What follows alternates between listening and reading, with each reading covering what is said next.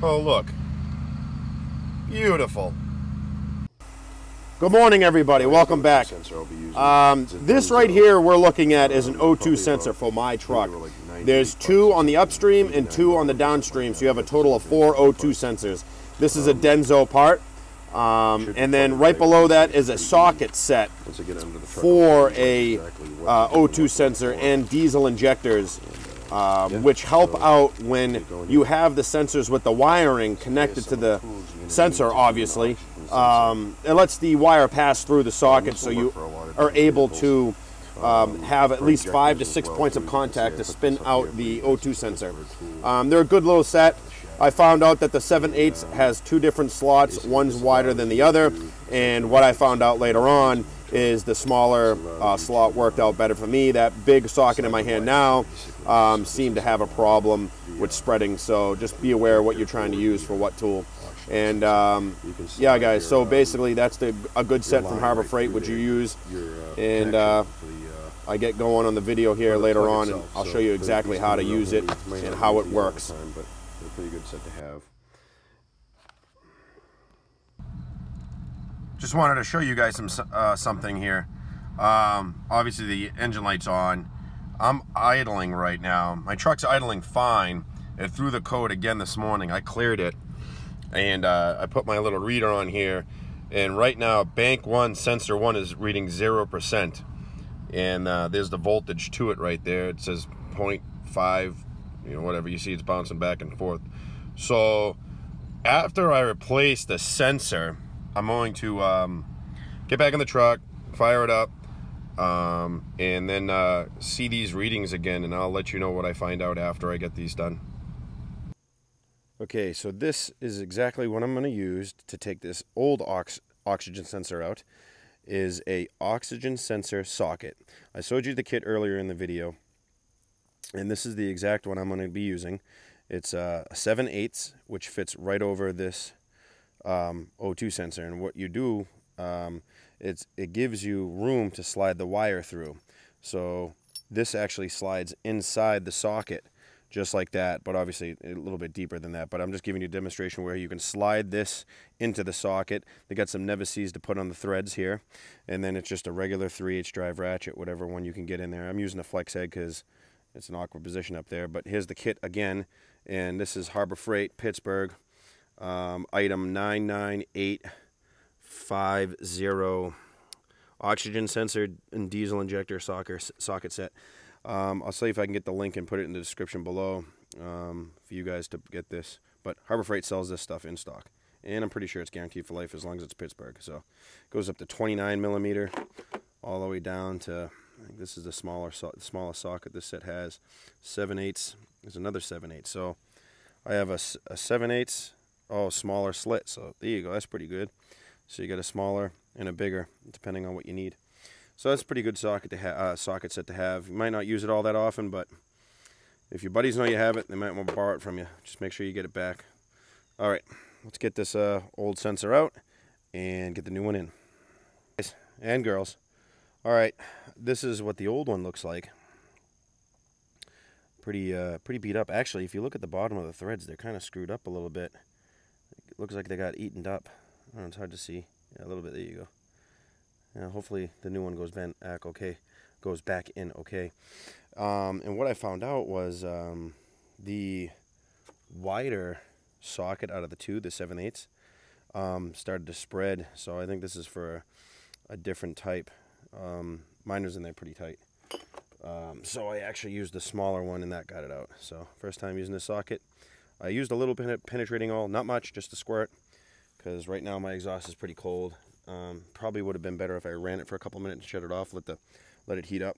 I probably wouldn't need the penetrating oil, but I got it all out. So what you want to do, double check too, is make sure your connectors are the same, because you don't want to put this thing back in and not be the right part. So it definitely looks the same, and everything's good, and it's actually a Denso part, so I'm pretty sure this is factory, if I had to guess.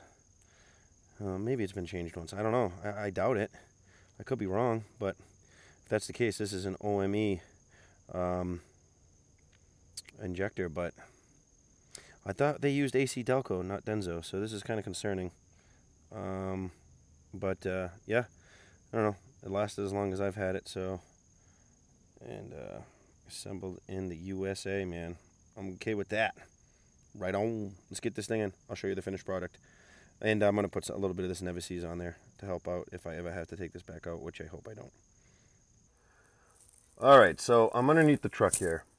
And this sensor that I'm looking at right now is coming down from the exhaust manifold. Those are the 2 bolts. I think mine, actually, I'm sorry, there's 3. It's on the back side. It's in the shadow. But that is your O2 sensor for bank 1, sensor 1 on this Silverado. And that's the sensor I'm getting the code on. You have another one, back. Geez, where's it go? It goes over there. There's a sensor right up there. That's bank 1, sensor 2. And then you have another sensor on the other side up here. Where is it? It's up here. Right there. That's bank 2, sensor 1. And then there's another sensor way over here. I can't get a good shot at it. I'm on this side of the truck, but it's on the same other side, the down pipe. So you got you have downstream and upstream. So these are considered upstream off the manifold. Your downstreams are after the cat. So that's the sensor I need to change.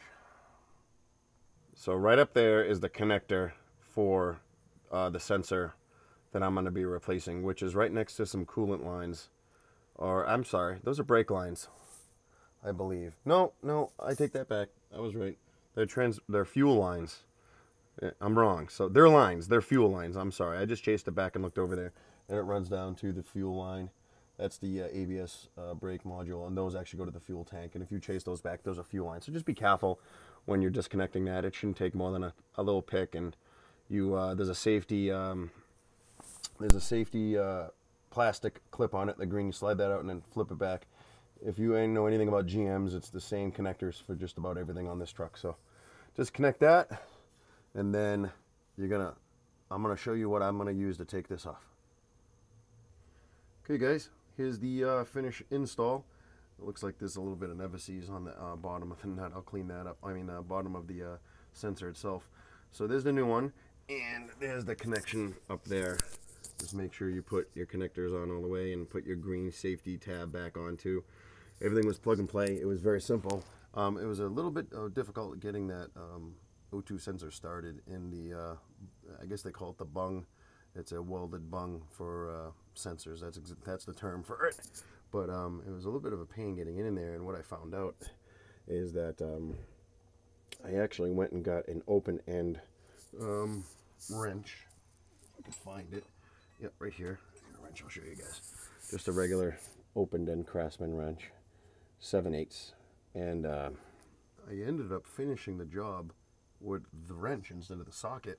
I felt like I had a better feel, making sure I wasn't going to cross thread anything, because you definitely do not want to cross thread that. You would be in a world of a nightmare if that happened. So, all right, guys. So this is the.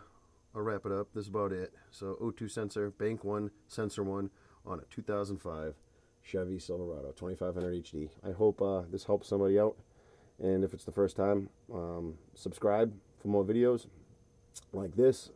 And I'll see you guys on the next one. Have a good one. So I plugged back in my Super Chip scanner here, and I'm getting a percentage reading on the O2 sensor. So that means the problem is fixed. I'm very happy that there's reading. Before it was just the 000, which you knew there was a problem because it wasn't reading the fuel to air mixture ratio for the correct ingredients basically to put in the motor, and that's what these things sense. There's 4 sensors, so that bank 1, sensor 1 looks like they're doing good. And I think off camera I'm going to go through all my sensors to make sure they're all reading properly, so I can diagnose any more problems. But I think for right now I'm pretty good. The truck's idling, it's idling real smooth, and very happy with that. So